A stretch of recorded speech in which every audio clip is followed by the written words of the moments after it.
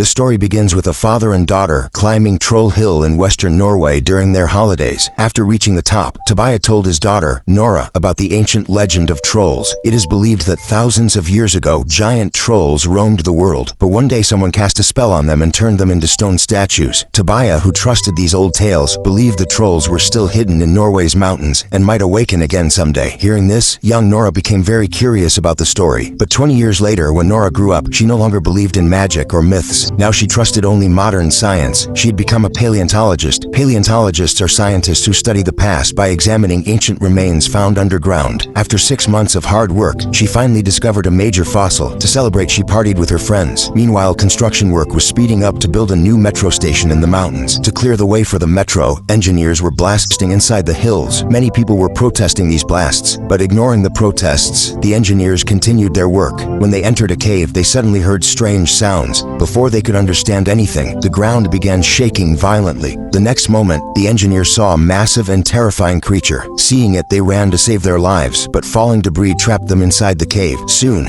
news of this incident reached the Norwegian Army headquarters. The general immediately sent a plane to capture clear images of the site so they could understand what had happened. He also ordered that the Prime Minister be informed at once. Soon after, the Prime Minister of Norway arrived with her advisor, Andrea. She headed to the military base where she met the defense minister on the way. He told her that more than 50 people had already died in the accident. She was then shown images of the site where huge holes were visible in the ground. Andrea felt they looked like the footprints of an enormous creature, but he hesitated to speak clearly, and his thoughts were dismissed. Meanwhile, Nora was still celebrating with her friends. Suddenly, an army helicopter arrived and a soldier stepped out. He informed Nora that the Prime Minister wanted to meet her immediately. Without wasting time, Nora boarded the helicopter and left for the military base. As soon as she arrived, Andrea took her to a room where all the top-rank officers, along with the Prime Minister, were seated. Based on the information gathered so far, everyone believed the incident was caused by some kind of deadly gas. But Nora disagreed with that explanation. She went to examine the footprints shown in the images. From the marks, she felt it might be a massive ancient creature that had somehow come alive again. Andrea also had similar thoughts, but he did not consider it appropriate to say these things in front of everyone. The other officials dismissed Nora's ideas and believed she was joking. According to them, no ancient creature could be behind this disaster. They questioned what such a creature would have eaten for so many years, and how it could survive this long. At that moment, a tech expert named Cigarette entered the room. She presented a video of the incident that she had obtained with great difficulty. The moment she played the footage, everyone in the room was stunned. The video clearly showed a massive monster nearly 150 feet long. It became obvious that an enormous creature was moving through the mountains of Norway. Meanwhile, in a village called Leska, an elderly couple was resting peacefully in their home. Suddenly, they heard a loud roar. Moments later, everything inside their house began to shake violently. They assumed it was an earthquake and, in fear, hid inside a secret room. When the shaking stopped and they came out, they found their entire house destroyed. The surrounding area had also suffered heavy damage. Back at the base, Nora was fully prepared to investigate the incident. With everyone's approval, the Prime Minister appointed her as the scientific advisor. After the meeting ended, Andreas informed Nora about the destruction in Leska. Immediately, they boarded a helicopter and left for the village. During the flight, they spoke a lot. Andrea asked Nora why she chose to become a paleontologist. Nora said she had loved nature since childhood and wanted to understand the world more deeply. She also told him about her father, Tobias, who used to take her to the mountains and share stories about them. But over time, he became so absorbed in those stories that he lost touch with reality. Eventually, his condition became so severe that he had to be admitted to a mental hospital. When Nora and Andreas saw the destruction in Leska, they were shocked.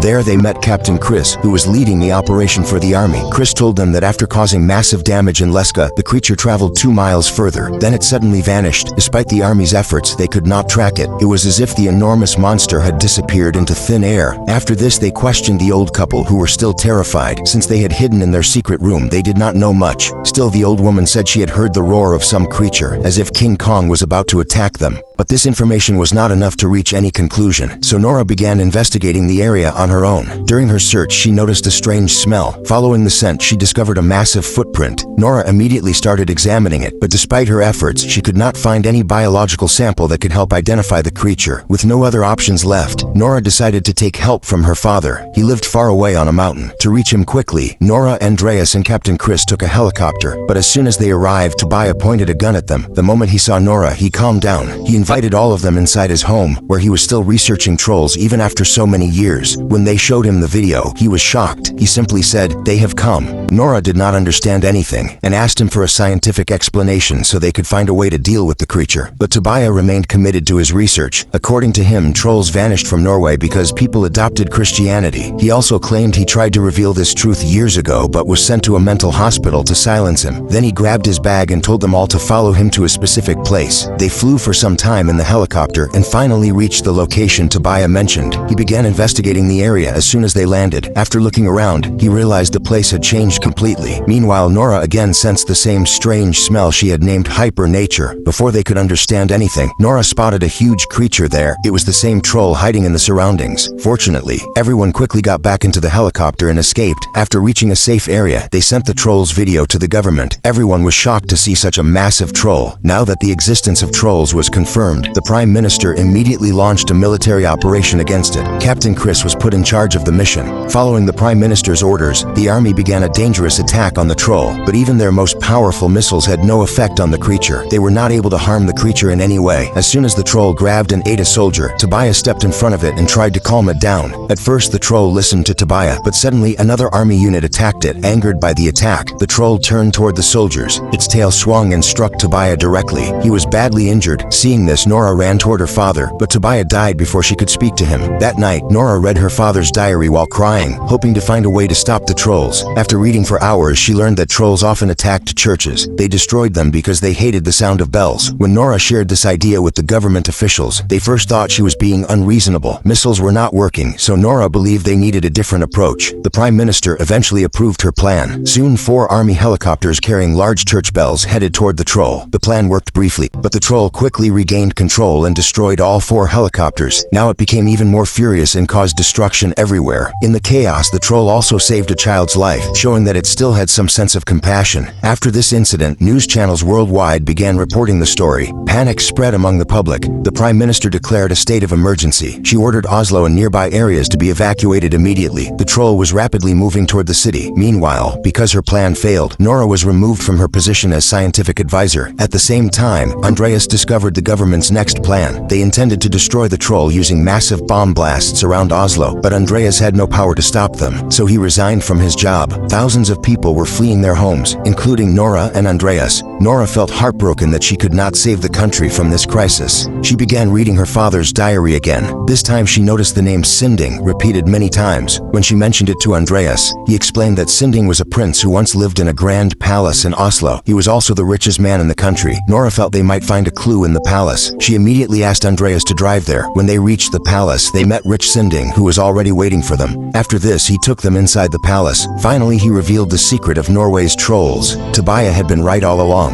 In ancient times, trolls truly roamed the lands of Norway. Sinding led them into an underground chamber. There, he admitted that he had ruined Tobiah's life to keep this truth hidden. When Tobiah got too close to exposing everything, it was Sinding who had him sent to a mental hospital. The secret he wanted to hide was the skeletons of trolls buried beneath the palace. His family had kept them hidden from the world for generations. The palace itself was built on top of the Troll King's cave. The Troll King and his entire family had been wiped out during the spread of Christianity. The creature now causing destruction across the country was the Troll King himself. He was simply trying to return home. Sinding explained that trolls valued their families more than anything. During Norway's Christianization, the Troll King was forced into the mountains. Now, because of the recent explosions, he had awakened and returned. He was heading to Oslo only to reunite with his family. Nora and Andreas were shocked to learn that the skeletons of the Troll King's family were lying right in front of them. When Nora shined UV light on the bones, they immediately began to melt. This proved that trolls could not survive UV light.